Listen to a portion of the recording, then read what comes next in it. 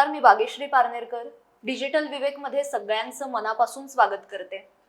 आपण गेले काही दिवस जेनझी जी आहे त्यांच्या मनात नेमकं काय आहे, म्हणजे या आंदोलनानंतर त्यांचे शिक्षण क्षेत्राविषयीची मतं काय आहेत, त्यांना काय बदल हवाय, किंवा या आंदोलनाकडे ते कसं बघतात, या आंदोलनात जी भाषा वापरली गेली त्याविषयी या तरुण पिढीला नेमकं काय वाटतं.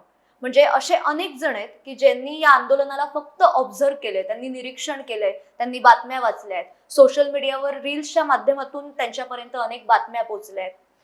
प्रत्येक गोष्ट त्यांना क्लिअर झालीये असं नाहीये. म्हणजे गेले 2-3 दिवस, काल तर 12वीच्या मुलांशी आम्ही जरा चर्चा केली, त्यातून सुद्धा बऱ्याच गोष्टी जाणवल्या की यांना बदल हवाय आणि त्यांना तो सरकारमध्ये नकोय, पण शिक्षण क्षेत्रात बदल हवाय. आता जेनझी बद्दल एवढं का बोललं जातंय? एकतर महत्वाचा मुद्दा की जेनझीने उचललेला हा मुद्दा होता आणि जेनझीसाठी, पण या आंदोलनात तो मुद्दा किती पुढे आला हा भाग वेगळा. त्याविषयी आपण साप्ताहिक विवेकवर सातत्याने चर्चा केली आहे की यामध्ये राजकीय अजेंडा कसा आलेला होता, मुद्दा बरोबर होता. आता येणाऱ्या काळात म्हणजे 2029च्या इलेक्शनच्या दृष्टीने जर विचार केला तर ही जी जेनझी पिढी आहे, म्हणजे 18 ते 30 वयोगटातले साधारणपणे 38 कोटी हे मतदानासाठी पात्र असणार आहे. त्यामुळे यांना नेमकं काय वाटतं हे विचारात घेणं फार गरजेचं आहे. आज सुद्धा तरुण पिढीचं प्रतिनिधित्व करणारी एक आपली मैत्रीण आपल्या सोबत आहे, किमया शर्वरी मुनीश्वर. नमस्कार किमया. साप्ताहिक विवेक मध्ये मी तुझं खूप मनापासून स्वागत करते. आणि तुझ्याशी चर्चा करताना आज एक वेगळी एक्साइटमेंट यासाठी, कारण तू पत्रकारिता शिकते, त्यामुळे याचा तुझ्याशी खूप जवळचा संबंध आहे. हे आंदोलन असेल किंवा त्याविषयीच्या चर्चा असतील. आता एक पत्रकार म्हणून तर सांगच, पण एक तरुण पिढीचं नेतृत्व करणारी तू मुलगी आहेस, तर या आंदोलनाकडे जेव्हा तू बघते तेव्हा तुला नेमकं काय वाटतं? पत्रकार या पॉइंट ऑफ व्ह्यूने बघितलं तर आपण बायस्ड ओपिनियन ठेवू नाही शकत. तर मी स्टार्टपासूनच डोक्यातनं काढलेलं आहे की हे अगेन्स्ट द गव्हर्नमेंट आहे किंवा काय आहे. तर मी जेव्हा स्टार्टिंगला मी मुंबईत नव्हते, मी कोल्हापूरला होते, आणि तेव्हा जे सुरू झालं की आपले CJI जे आहेत सूर्य सर, त्यांनी कॉक्रोच हा जो वर्ड वापरला, त्याच्यावरनं हे एक मूवमेंट म्हणून आपण म्हणूयात, rather than a political party, की एक मूवमेंट सुरू झालं. आणि मला ते खूप आवडलं की आपल्या वयाची लोक आहेत, ऍक्टिव्ह आहेत, त्यांना काहीतरी बदल हवेत. आणि आपल्या आधीची जी जनरेशन होती, म्हणजे आपले आई वडील वगैरे, ती लोक जे होत आहे जे गव्हर्नमेंटकडनं ते सहन करत गेले. बट नाव आपलं युथ हे आवाज उठवत आहे, ते खूप चांगली गोष्ट आहे. आणि मला खूप आवडलं की काहीतरी हे नीटचे पेपर लीकवरती कोणीतरी काहीतरी बोलायला हवं होतं. आणि जेव्हा स्टुडंट्स जातात तेव्हा एक प्रेशर येतं. बट जेव्हा ते 1-2 दिवस झाल्यानंतर ज्या ज्या गोष्टी होत गेल्या, एक पोस्ट आली होती CJPच्या इन्स्टा ID वरती की आमचे फॉलोअर्स जास्त म्हणून तुम्ही BJPला किंवा इतर पार्ट्यांना तुम्ही अनफॉलो करा. आणि आमचे हे थोडं चुकीचं आहे, कारण की इथेच तो अजेंडा भरकटत गेला. आणि जंतर मंतरला जे झालं ते मेन हे सोडून जे स्लोगन्स चालले होते, ब्राह्मणवादचे आझादी, किंवा मग मेरा लिंग मेरी मर्जी, म्हणजे LGBTQI वाले पण तिथे खूप आले. सो मेन मुद्दा राहतच होता. ज्या लोकांना नीटचे फुल फॉर्म सुद्धा माहीत नाही किंवा आपण ज्याच्यासाठी आलोय हेही माहीत नाही, ती लोकही तिकडे इन्व्हॉल्ड होती. सो मला ते थोडं वाईट वाटलं की तुम्ही जे करत होता ते खूप चांगलं होतं आणि तोपर्यंत तुमचं युथ तुमच्यासोबत आहे. पण ज्यांनी सुसाईड केलं, जे स्टुडंट्स आहेत, ऑन रेकॉर्ड असं म्हणतात की 24 मुलांनी सुसाईड केलं, त्यातले पण खूप लोक आहेत, त्यांचे पेरेंट्स तिथे आलेले, पण त्यांचं पण इंटरव्ह्यू मी बघितले की त्यांना खूप डिसअपॉइंटमेंट झाली की ते त्यांच्या मुलांच्या जस्टिससाठी तिकडे गेले. तुम्ही धर्मेंद्र प्रधानचं रेजिग्नेशन मागत होतात, बरोबर आहे, पण त्याच्यासोबतच NTAचे जे चीफ आहेत किंवा माझे कोचिंग क्लासेस आहेत त्यांच्याकडनं पण तेवढं अकाउंटेबिलिटी मागायला हवी होती, असं ॲज अ युथ माझं म्हणणं. बरोबर. आणि तू आता जे म्हणालीस ना, म्हणजे ज्यांनी पेपर फोडले, कोचिंग क्लासवाले होते, त्यामध्ये पेपर फोडणाऱ्यांसोबत जे विकत घेणारे होते ना, त्यांच्याबद्दल सुद्धा बोलणं गरजेचं होतं. आणि जर या सगळ्या मुद्द्यावर ती मुलं जर बोलली असती तर आपण म्हटलं असतं की नाही, हा प्रोटेस्ट बरोबर चाललाय. पण ते सोडून जसं म्हटलीस की बरोबर आहे, CJPचा हा जो प्रोटेस्ट आहे हा भरकटला, त्यांचा अजेंडाच मुळात भरकटला. आता शिक्षण क्षेत्रात बदल व्हायला पाहिजे हे या आंदोलनाच्या निमित्ताने पुढे आलं. हा सगळ्यांसाठीच धडा आहे. आणि आजची युथ यांना प्रश्न पडतात आणि त्यांना त्याची उत्तरं हवी असतात आणि त्यांना बदल झालेला बघायचा असतो. तर आता तू पण शिकतेस, तर शिक्षण क्षेत्रामध्ये किंवा एकूणच परीक्षा पद्धत जी आहे त्यामध्ये काय बदल झाला पाहिजे असं वाटतं? शाळेपासूनच आपल्याला असं होतं की पाठांतर करून तुम्ही पेपर लिहा किंवा हे, कारण की तेव्हा आपल्याला भीती होती की आई वडिलांमुळे की मार्क कमी आले तर पुढे काय होईल, 10वीत नापास झालं तर वगैरे असे खूप. आणि मी स्वतः खूप अशी एकदम अभ्यासू वगैरे कधीच नव्हता. I was always an average student. But माझं असं होतं की अभ्यास जेव्हा तुम्ही शिकताय, ते जेव्हा तुम्हाला कळतंय ते जास्त इम्पॉर्टंट आहे. सो पाठांतरपेक्षा क्रिटिकल थिंकिंग किंवा हे जे बदल आले पाहिजेत. आत्ता एवढे वर्ष झालं त्याच्या म्हणजे एक्सक्लूड करून अजून आपण काय आणू शकतो, की आता हळूहळू सगळीकडेच म्हणजे इवन झेडपीच्या स्कूलमध्ये पण डिजिटली वगैरे होत होत चाललंय. बट त्याला थोडा वेळ लागणार आहे, ॲक्सेप्ट केलं पाहिजे. कारण की आता जसं म्हणतात की लगेच आपल्याला सगळं हवंय, लगेच बघा, अनलेस अँड अंटिल तुम्ही पण काहीतरी काय म्हणतात हेल्प करताय. तुम्ही आता ॲज अ टीचर म्हणून आमच्या टीचरने आम्हाला कधीच पाठांतर करा वगैरे असं कधीच नाही केलं.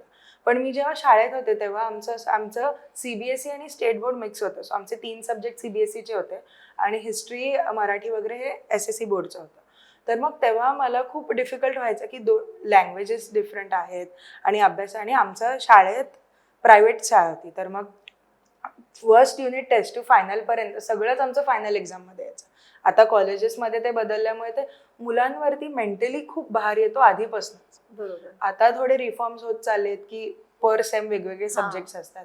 That is better. पण ते होत हळूहळू होणार. त्याला आपण लगेच आत्ता आपण मागणी घातली की पुढच्या 2-3 महिन्यात ते बदल झाले असं नाही मागणी करू शकतो. पेशन्स ठेवणं फार Patience, गरजेचं आहे. right. आता सुद्धा NEP जे लागू झाले, Right. अजून कुठलीच बॅच अशी बाहेर आलेली नाहीये नाही. त्यांची. आणि या आंदोलनात 1-2 ठिकाणी असे मुद्दे होते की NEP ची पॉलिसी जी आहे ती मागे घ्या. म्हणजे कुठेतरी अजेंडा जो आहे तो वेगळीकडे चालला होता हे दिसत होतं. हो. पण NEP बद्दल काय मत आहे? आता आम्ही NEPचे नाही आहोत, बट आमची नंतरची जी बॅच आहे ती NEPची आहे. आणि माझे ते ज्युनियर्स आहेत, म्हणजे 2-3 माझे मित्र आहेत आणि त्यांचे सब्जेक्ट्स मी बघितले. आता मी bachelors in multimedia and mass communication केलं. सो आमचे जे मार्केटिंग वगैरे हे विषय सोडून एन्व्हायरमेंटल सायन्स वगैरे हे विषय पण इन्क्लूड केलेत आणि मार्क कमी केलेत, ज्याच्यामुळे त्यांचं प्रेशर ऑलरेडी कमी झालं. आणि 4 वर्ष डिग्रीचे वाढवलेत. म्हणजे आधी आपलं 3 वर्ष होतं आणि 1 वर्ष ॲड केले, विच इज टोटली ऑप्शनल, की जर तुम्हाला अजून करायचं आहे त्याच्यात स्पेशलायझेशन करायचं. आणि मेन म्हणजे माझं लाईक आपली डिग्री बघायला गेली तर त्याच्यामध्ये जर्नलिझम किंवा मार्केटिंग हे सेकंड इयरपासूनच इंट्रोडक्शन वगैरे सुरू करतात, ज्याच्याने मुलांना पुढे जाऊन अरे बापरे हे काय आहे वगैरे असं नाही होत. सो ते चांगलं आहे. वाईट किंवा मागे घ्या या मताची मी नाही आहे. बिकॉज त्यांना काही काही सब्जेक्ट जे आपल्या डिग्रीच्या बाहेर येते गरजेचे आहेत to be a citizen, Indian citizen. खरंय. आणि बदल होण्यासाठी आपल्याला वाट बघावी लागेल. हो. म्हणजे NEP आत्ताच लागू आलंय, झालेलं आहे. हो. त्यामुळे 3-4 बॅचेस बाहेर पडल्यानंतर कळणार आहे की हो, right. खरंच याचा फायदा होतोय की नाही. आणि हे सरकारसाठी सुद्धा आहे आणि हे आपल्यासाठी आपल्यासाठी सुद्धा आहे. सुद्धा. त्यामुळे आतापासूनच हे वाईट आहे मग हे नको हे बोलण्यात नाही, तसा काही अर्थ बरोबर, नाहीये. हो. आणि या सगळ्या आंदोलनामध्ये यांचा एक मुद्दा होता की आम्हाला धर्मेंद्र प्रधान यांचा राजीनामा हवाय, विच इज ओके. ठीक आहे, ही मागणी असू शकते आणि त्यांनी सुद्धा पुढे येऊन बोलणं गरजेचं होतं. पण राजीनाम्याने हे प्रश्न सुटतील का? नाही. आता प्रल्हाद जोशी सर आलेत, ते पण एज्युकेशन मिनिस्टर आहेत, ते बदल करू शकतात. बट आपले जे NTA चीफ आहेत किंवा मग बाकीचे जे कोचिंग क्लासेसचे प्रोफेसर आहेत, आता एक आहे की डिमांड सप्लाय जे असतं आपण म्हणतो की अनलेस अँड अंटिल स्टुडंट्स जे आहेत, जे पेपर विकत घेतात, ती लोक आहेत तोपर्यंत पेपर फोडी होत राहणार. करेक्ट. सो ते एक माझं म्हणणं होतं, मी मागचा माझा एक इंटरव्ह्यू झाला त्याच्यामध्येही बोललेले की ते जे प्रोफेसर्स आहेत जे NTचे आहेत त्यांच्यावरती एक बॅन लावायला पाहिजे की तुम्ही कोचिंग क्लासेस नाही ओपन करू शकत. हे मेन एक रिफॉर्म माझ्या मते की असलं पाहिजे. आणि जर तुम्ही कोचिंग क्लासेस साईड हसल म्हणून करत जरी असाल तर मग त्यांना मग पेपरची बघण्याची किंवा त्याच्या बोर्डमध्ये असण्याची परवानगी नसायला हवी. कारण की ते त्यांचे स्टुडंट्स पुढे जावेत म्हणून 3-4 प्रश्न का होईना ते लीक करतीलच. वरनं मग टेलिग्रामवरतीही ते पेपर जात आहेत आणि काय काय होतं. तर मग हे आता जे रीनीटचे एक्झाम झाले त्याच्यामध्ये पेपर एअरलिफ्ट केले गेले होते. मग हे इथपर्यंत, कारण की जपानचे पण मी 2-3 व्हिडिओज बघितले, त्यांचे जे कॉम्पिटेटिव्ह एक्झाम्स असतात त्याच्यामध्ये सिक्युरिटी लेवल आणि आपली सिक्युरिटी लेवल त्याच्यामध्ये आता प्रल्हाद सर आले, ते पण काहीतरी चेंजेस करतीलच.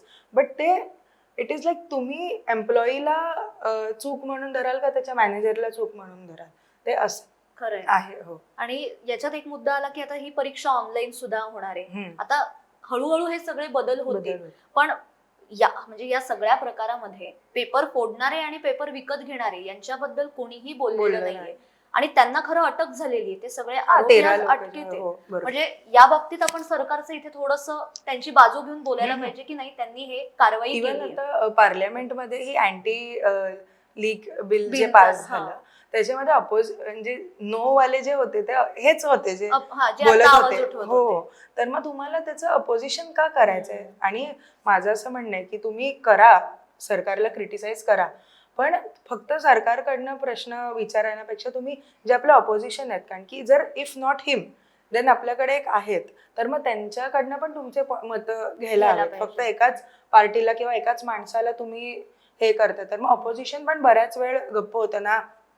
ते काँग्रेस सरकार जे आहे ते जंतर मंतरलाही गेले नाही. इतर पॉलिटिशियन्स आले, त्यांनी त्यांची म्हणत की भाकरी भाजून घेतली, पण एक सुशिक्षित म्हणतो आपण ह्यांना, म्हणतो की नरेंद्र मोदी अशिक्षित आहेत वगैरे, पण राहुल गांधी एक म्हणतो आपण युथ लीडर, तर मग त्यांनी काहीतरी बोललं हवं होतं. ते डायरेक्ट ऑनरेबल प्राईम मिनिस्टरच्या घराबाहेर जे मग त्यांना डिटेन्शन झालं वगैरे, ते खूप रॅन्डम होतं असं मला वाटलं. It was not a system. एक प्रोसेस असते प्रोटेस्टची. तर राईट टू प्रोटेस्ट किंवा फ्रीडम ऑफ स्पीच म्हणून तुम्ही काहीही बोलाल, तर त्याच्या आर्टिकल 19B मध्ये असं ए मध्ये आहे की तुम्ही जे मुद्दा उचलतात तो समोरच्या माणसाला तुम्ही त्याचं हे नाही करू शकत. कॅरेक्टर असॅसिनेशन जे स्लोगन्स होते आतापर्यंत, तर ते युथ जरा जास्तच भरकटले. त्यांना एक प्रॉपर हे द्यायला कोण नव्हतं. बरोबर. या विषयाकडे मी येणारच आहे, पण तू जे म्हटलीस ते बरोबर आहे. कारण आता याच्यात दोन मुद्दे आहेत. एकतर हे सगळं चालू असताना केरळमध्ये सुद्धा मुलं प्रोटेस्ट करत होते. तिथे काँग्रेस सरकार आहे, पण तिथल्या काँग्रेस सरकारने त्या मुलांवर पाण्याचे फवारे मारले. त्यावर अभिजित दिपके, सीजेपी कोणी बोललं नाही. इव्हन पंजाबमध्ये पेपर फुटला, तिथे सुद्धा कोणी काही बोललं नाही. आता कर्नाटकात मी आजच बातमी वाचली की तिथल्या मुख्यमंत्र्यांनी असं सांगितलंय की राज्यातल्या परीक्षेमध्ये जर पेपर फुटले तर त्याला अधिकारी जबाबदार, मग तिथे शिक्षण मंत्री जबाबदार नाही. मग तुम्ही या बाबतीत का इथे कुठेतरी भूमिका तुमची जी आहे ती वेगळी आहे ना, ती सगळीकडे तुमची सारखी असायला हवी. आता तू जो भाषेचा मुद्दा काढला त्याकडे मी येणारच आहे, कारण जेनझीची भाषा यावर सध्या सोशल मीडियावर आपल्यापेक्षा वयाने जे मोठे आहेत, आपल्या आधीची पिढी आहे, त्यांची बघण्याची जी बाजू आहे ना, ती अशी झाली की या जेनझीला ना काही संस्कारच नाहीये. हे असे कसे बोलू शकतात, शिव्या कशा देऊ शकतात. पण जेनझीचं म्हणणं वेगळं की आमचा राग व्यक्त करण्याची ती पद्धत होती. पण ही बरोबर आहे का? नाही, आम्हाला पण राग आला, आम्ही पण शिव्यागाळ करणं ही रागाची, रॅदर तुम्ही तुमचा मुद्दा कसा मांडताय हे जास्त इम्पॉर्टंट आहे. आता आपण ऑन कॅमेरा त्या गोष्टी बोलू नाही शकत, बट जे झालं काल पण मी 3-4 व्हिडिओज बघत होते, तर त्याच्यामध्ये आपलं कोणत्याही प्राईम मिनिस्टर, भले तो माणूस कोणही असो, कोणत्याही पक्षाचा असो, त्या गादीची रिस्पेक्ट केली पाहिजे असं मला वाटतं. तर मग ते खूपच एकदम चुकीचं आहे की ते सोडा, पण आपले संस्कार भारतीय संस्कार हे नाहीच आहेत की आपण एका 75 वर्षाच्या माणसावरती आपण हे बोलतोय. ते चुकीचंच आहे. बरोबर.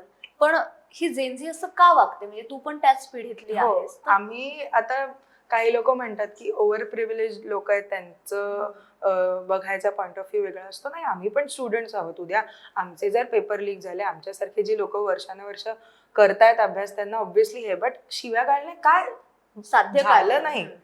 धर्मेंद्र प्रधानने रेजिग्नेशन दिलं हे आपण प्रेशर म्हणून, प्रोटेस्ट म्हणून म्हणू शकतो, पण शिव्यागाळ्यांनी त्यांनी दिलं किंवा सरकार झुकेल, या भाषेने झुकेल अशातला भाग नाहीये. कारण की मोदीजी ते इग्नोर करत आलेत. हे जर वेगळ्या पार्टी असती तर त्यांनी कितपत हे इग्नोर केलं असतं. खरंय. कारण आम्ही तर अशी भाषा नाहीच वापरत, आणि ही चुकीचीच आहे. कारण कसं आहे, म्हणजे यामध्ये ना काही बरेच मेसेजेस असे आले की आपल्या आधीची जी पिढी आहे, म्हणजे आई वडिलांची, ती दबावाखाली होती, त्यामुळे ती असं कधी बोलायची नाही. पण आम्ही असं ऐकणार नाही, आम्ही बोलणार.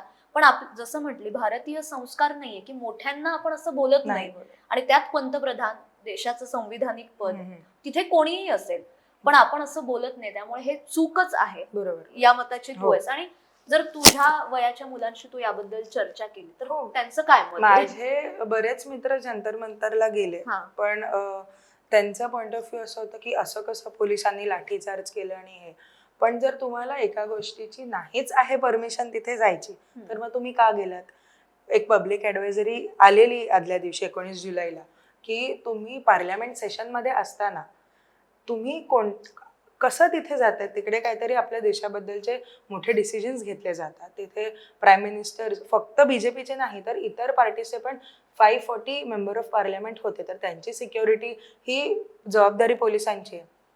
आता काही लोक म्हणतात की पोलिसांनी आधी हे केलं, काही लोक म्हणतात स्टुडंट्सने आधी हे केलं, पण जर एवढी 10 ते 20 हजारापेक्षा जास्त लोक तिथे गेली तर ऑब्व्हियसली स्टॅम्पेड होणारच. तर मग पोलिसांवरती तुम्ही डायरेक्ट हे नाही करू शकत. ते त्यांचे काम करत होते.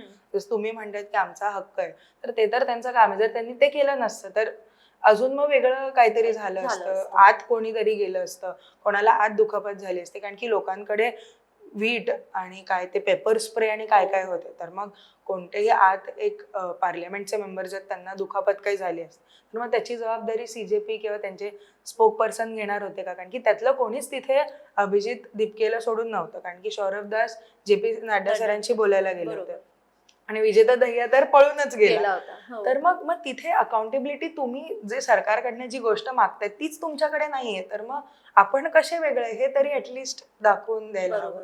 आणि बातम्या पण अशा येतात की आता 2800च्या वर ज्यांच्यावर FIR दाखल झाल्या त्यातले अधिक जे लोक होते त्यांच्यावर ऑलरेडी FIR आहेत. म्हणजे मारहाणीचे किंवा बलात्काराचे गुन्हे त्यांच्यावर दाखल आहेत. आता यामध्ये सौरव दासचं असं म्हणणं आहे की त्यांना सुद्धा तुम्ही सोडलं पाहिजे, पण सर्वोच्च न्यायालयाने असा निकाल दिलाय की जे विद्यार्थी आहेत त्यांच्यावरचे गुन्हे मागे घ्या, पण या गुंडांवरचे घ्यायचे. कारण की तिथे जेन्युइन स्टुडंट्स किती होते हा प्रश्नच आहे. हो, कारण की आता तुम्ही जसं म्हणतात की काही पोलिसांच्यावर त्यांचे ते नेमचं जे असतं पिन ते नव्हतं, पण मग तिथे 20,000 नक्की स्टुडंट्स होते, ह्याची अकाउंटेबिलिटी तुम्ही घ्याल. जे पब्लिक प्रॉपर्टीला हे केलं जंतर मंतरला सुद्धा, आणि तुम्ही म्हणताय की हे सरकारने प्लांट केलंय, पोलिसांनी प्लांट केलंय, एवढा वेळ नाही आहे सरकारकडे किंवा कोणाकडेही येते, कारण की ते त्यांचं काम करत होते. त्याच्यामध्ये तुम्ही तिथे गेलात आणि तुमचं ते दंगेच म्हणणार, मला प्रोटेस्ट नाही म्हणणार, कारण की जंतर मंतरला तुम्हाला जेवढी परमिशन दिली त्याच्या तुम्ही वाढवून तिथे तुम्ही बसलेला, तेव्हा जर कोणी काही नाही केलं तर मग अचानक डेमोक्रेसीची हत्या वगैरे कुठून एका दिवसात. आणि तुम्ही पोलिसांवर हल्ले करता, तुम्ही जवानांवर हल्ले करता. आणि एक मी न्यूज बघितली की त्यांच्याकडे जे चष्मे होते त्याच्यामध्ये रेकॉर्ड त्याच्यामध्ये जे फेस आयडेंटिफिकेशन झालं त्याच्यामध्ये बरेच नुसते गुंडा, नुसते पॉकेटमार वगैरे ही लोक ते नुसतं वॅन्डलिझम करायलाच आलेली. त्यांचा काय असा नीट लोकांचं असं काही हे नव्हतं. कारण की माझी एक मैत्रीण आहे, ती JEEची तिने पण परीक्षा दिली, तर ती म्हणते की हे खूप चुकीचं आहे, आमची अशी मागच नाहीये, आम्हाला पीसफुलच हवंय. बरोबर. आणि एक चित्र काय तयार झालं ना, म्हणजे इंटरनॅशनल मीडियामध्ये पण आणि आपल्याकडे सातत्याने याच बातम्या दाखवत असल्यामुळे भारतातले युथ असेच आहेत, भारतातली जेनझी ही दंगेच घालते आणि सगळ्याच जेनझीला प्रॉब्लेम आहे असं नाहीये. म्हणजे दुसरीकडे आपण जर बघितलं तर नीटचा विद्यार्थी जे होते ते परीक्षा देत होते, त्यांचे रिझल्ट लागले होते, ते आनंदात होते. काही जण जे आहेत त्यांनी विक्रम 1 हे त्याच काळात लॉन्च झालेले, पण त्याकडे आपण दुर्लक्ष केलं. अनेक चांगल्या बातम्या होत्या, त्याकडे दुर्लक्ष झालं. म्हणजे जेनझी फक्त दंगे घालते असं नाहीये, तर चांगल्या कामात. कारण की विक्रम 1 जे लॉन्च झालं तेही आमच्याच 20 to 30च्याच मुलांनी हे केलं, आणि त्याच्याबद्दल कोणत्याही म्हणतो ना, ऍज अ जर्नलिस्ट मला खूप वाईट वाटलं की हेडलाईन्स हे कुठेच नाही आहेत. इव्हन इंडिया मॅथ्स ऑलिम्पियाड मध्ये गोल्ड मेडल मिळालं त्याच्याबद्दलही काही नाहीये.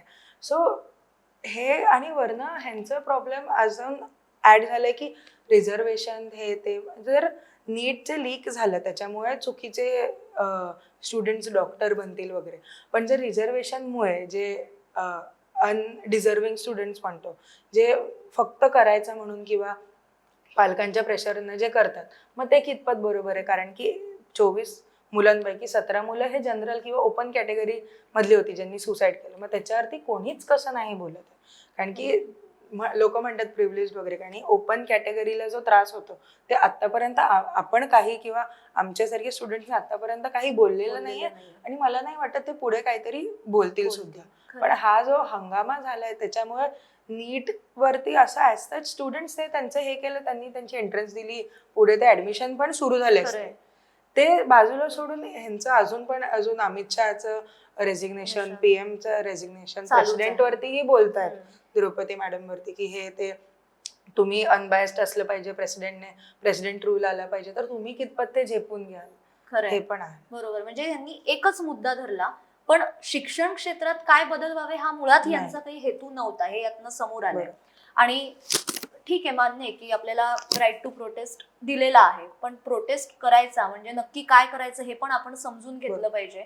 आणि विद्यार्थ्यांना किंवा जेनझीला हेच एक सांगणं आहे की जे या चर्चेतनं सुद्धा समोर आलं की दोन्ही बाजूंचा विचार करा. तुम्हाला फक्त सोशल मीडियावर कोणत्या प्रकारचे व्हिडिओ येत आहेत मग तेच खरे मानून तुम्ही त्याच पद्धतीने सरकारला बोलणं किंवा कोणाची तरी बाजू घेणं हे चुकीचं आहे. विद्यार्थी म्हणून आपल्याला सगळ्या दृष्टीने विचार करणं हे फार गरजेचं आहे, कारण येणारा काळ हा आपला आहे आणि तो चांगला असणं हे सुद्धा आपल्याच हातात आहे.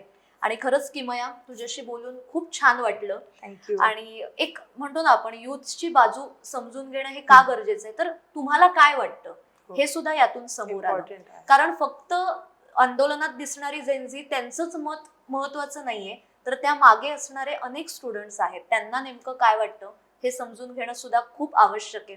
आणि तू वेगवेगळ्या पद्धतीने सगळे मुद्दे सांगितले, एक युथ म्हणून आणि एक पत्रकारितेची स्टुडंट म्हणून, त्यामुळे अजून छान वाटलं. थँक्यू. आणि तू इथे आलीस त्याबद्दल खरंच मनापासून थँक्यू, मनापासून धन्यवाद. थँक्यू. तुम्ही पण मला ऑपॉर्च्युनिटी दिली, बिकॉज हे असं व्हॉइस आउट पण गरजेचं आहे, कारण की तेच माइंडसेट आता लोकांचं बसलंय की युथला काही they are shameless and everything जे चाललंय त्याच्यापेक्षा वेगळी बाजू पण बघायला हवी. खरंय, Bright सगळ्या असते. जेनझीची भाषा अशी नाहीये हे नाही. सुद्धा यातनं सांगणं आहे. आणि जेनझीला काय वाटतं किंवा या पिढीला काय वाटतं हे आपण समजून घेणं किंवा सरकारने समजून घेणं, त्याचबरोबर शिक्षण क्षेत्रातले जे प्रोफेसर्स आहेत त्यांनी समजून घेणं हे फार गरजेचं आहे. बदल हा एका रात्रीत घडत नसतो, बदल घडवण्यासाठी सुद्धा वेळ लागतो आणि आपल्याला वाट पाहावी लागते. तर आपण येणाऱ्या काळात हे करू अशी आशा आहे. आणि मला खात्री आहे की आजचा भाग सुद्धा तुम्हाला नक्कीच आवडला असेल. तो कसा वाटला हे कमेंट्स मधनं नक्की कळवा. आणि अशाच वेगवेगळ्या विषयांवर आपल्याला रोज चर्चा करायच्या आहेत, रोज बोलायचं आहे. त्यासाठी साप्ताहिक विवेकच्या YouTube चॅनलला आजच सबस्क्राईब करा. धन्यवाद.